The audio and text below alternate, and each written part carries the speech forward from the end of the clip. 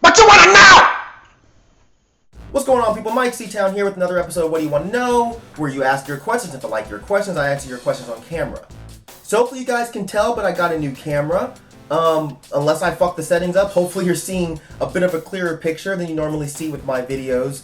So you're able to see, my frown lines, my creases in my face, the bags under my eyes, the pimples that I have, everything that makes me beautiful. You're welcome. So I have two questions. I'm gonna go ahead and jump right into these so we can get it going. Alright? First question. Brad Joyner says, "Hey bro, so I've seen you mention a few things in regards to the comments made by Dame Dash. Personally, I think the nigga has some good points and some bad ones, but I don't want to put my 2 cents in there. I want to hear what you gotta say, since this is what do you want to know, not what do you see what I'm saying? Alright, holla homie, can't wait for the Kendrick review, by the way. Haha." So in regards to the Kendrick review, real quick, it should be out sometime next week. Guys, the album just came out this week. Give us a little bit of time to actually listen to it and process it before we make a review about it.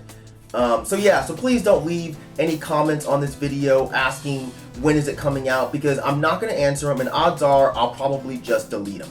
Okay? So, that out of the way, Dame Dash. In case anyone missed it, Dame Dash, who is the music mogul that worked with Jay-Z back in the day, he went on The Breakfast Club and made some rather polarizing comments that made a lot of noise on the interwebs. So during the course of the interview, he said a few things that I did agree with, like his perspective on being the good guy or the bad guy. He said the good guy is always the bad guy to bad people. I actually agree with that, wholeheartedly. I don't think that needs any further explanation. I think that's totally self-explanatory. My issue came from his comments revolving around the whole idea of being a boss. He seems to think that being anything but a boss in this world is a problem.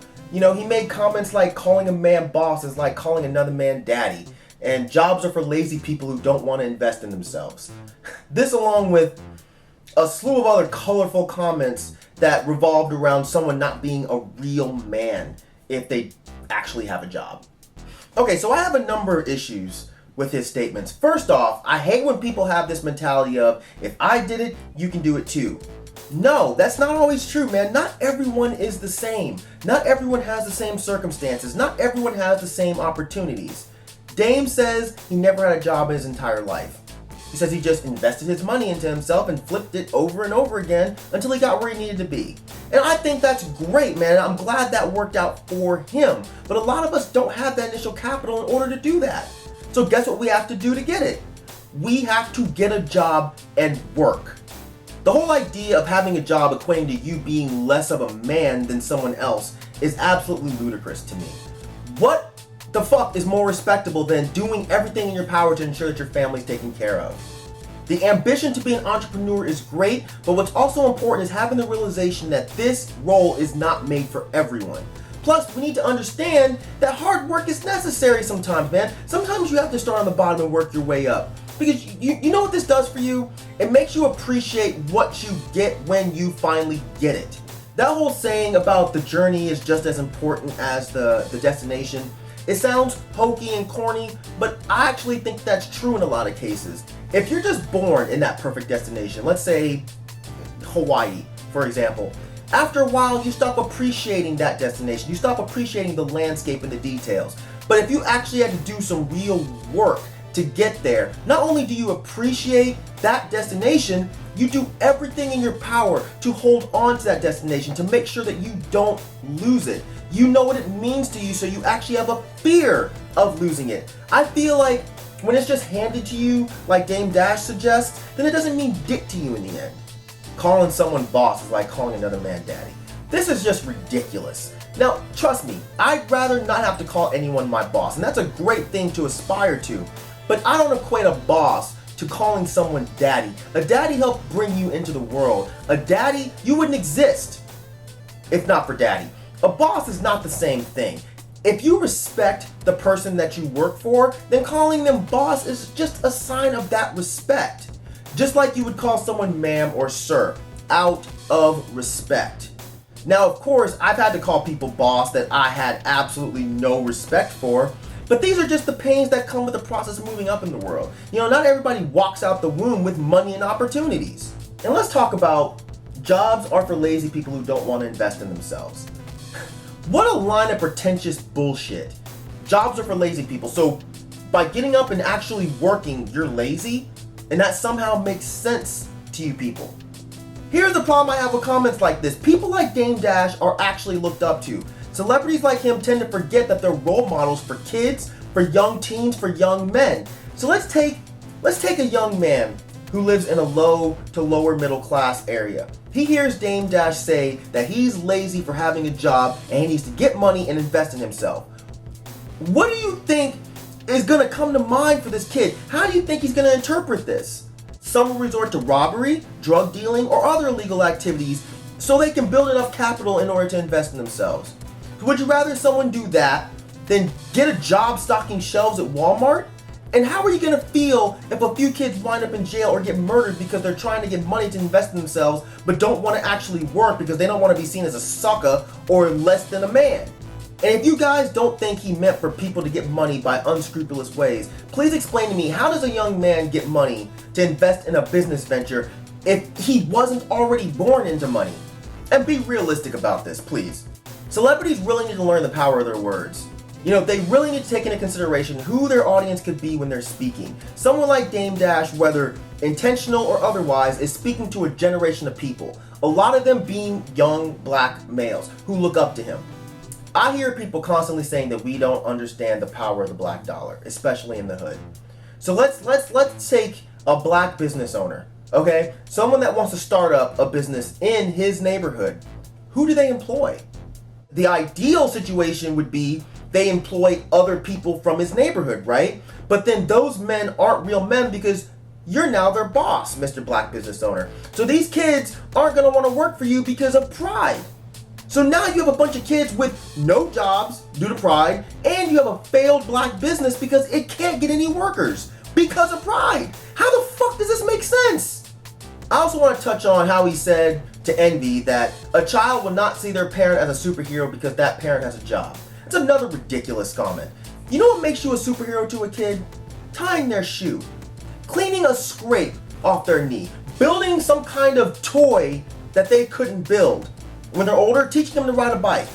When they're even older than that, teaching them to drive a car. And when they're even older than that, and actually old enough to actually have this conversation, what will make you a hero in their eyes is knowing that you were there throughout their life and knowing that you did everything you could to make their standard of living higher. Sure, not having a job because you figured out a way to get a steady income without one is great, man. That would be awesome. But that side of the coin being great in no way means the other side of the coin ain't shit.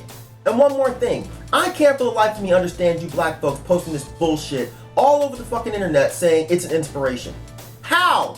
How is another man telling you that working is for lazy people and saving is for suckers an inspiration? And don't give me this shit of, oh, you have to sort through and sift through all of the bullshit he said to get to the real point. No, the fuck I don't, man. I'm taking him for what he said. And most of you fools posting this shit, either you don't have a job or you're trying to get a job because you're broke. This man is spitting in your face telling you that you're weak. He's telling you that your father's weak because your father worked to provide for you. He's telling you that your mother's weak. Your grandfather's weak. This is ridiculous, and you're steady posting this shit talking about, thank you, sir, can I have another? We as people, and I don't mean black people or white people, I mean we as people, really need to find a better way to motivate each other other than putting each other down. That to me is essential to human progress. Whew, okay, let's shift gears. This looks like it's gonna be another C-Town relationship corner. So let's get into it.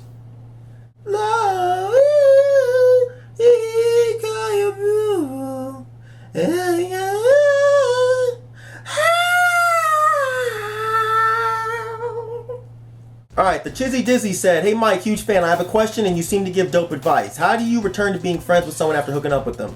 I'm friends with more girls than guys, so naturally I hang with them more, and on more than one occasion thought with my dick and not my brain, I've hooked up with them and ruined the awesome friendship. This recently happened due to a lot of alcohol and was wondering if there's any chance of just being friends with someone you hooked up with. Funny thing is, Chizzy Dizzy also said, in a separate question, how do I get over my ex? I need immediate help because her mom's threatening to contact police. Answer this without my name if you put it on your channel in case it gets legal, LOL. Okay, so I'm trying to figure out the chain of events here. So this is what I see. You had a girlfriend and you also had a bunch of female friends. Been there. But you were trying to pull that player shit, coming at your girl on some, they're just friends, baby. You know what I'm saying? Girl, you're the only one for me. These other chicks, if I wanted them, baby, I have them. You know what I'm saying? But I chose you. Better yet, the universe chose us. What we have can't be replicated or duplicated with no other girls. You're my number one, babe. Then your dumbass went and fucked not one of your friends, but sounds like a couple of them. So now you have a couple problems here. One, you fucked up friendships because you crossed the line. I understand how that can happen, but if you've already established that the relationship you have with a female is just that of a friendship, no matter how hot she is, you should just keep it that way. Unless you feel like you may actually have other feelings for her. And if that's the case, then maybe you should reevaluate your situation with that particular girl as well as your girlfriend. But once you've crossed that line, yeah, it's difficult to go back. It's hard to get your brain to go back to thinking the way it did before you did what you did. But yeah, it is possible. You're both adults. You look at the situation, you discuss like adults what you guys did, and agree to either stop doing it anymore and go back to being buds, or you continue doing what you're doing and keep emotions separate. But for the record, that's really hard, man. Especially if you're already friends. And it's a proven fact, man. Friends make the best lovers. So whether or not you can be friends really depends on you and her, how mature you guys are, and whether or not you're hiding real feelings for each other. Your other problem. It sounds like after your dumbass cheated on your girl and fucked your friend, you tried to go back to her apologizing on some like, girl, it didn't mean anything, you know what I'm saying? It was all physical, nothing like what me and you got. Who cares what the body does if the heart ain't involved, baby? It was just genitainment, you know what I'm saying? Genitalia entertainment. What me and you got, we got a soul connection, girl. So I'm thinking she ain't buy that bullshit, huh?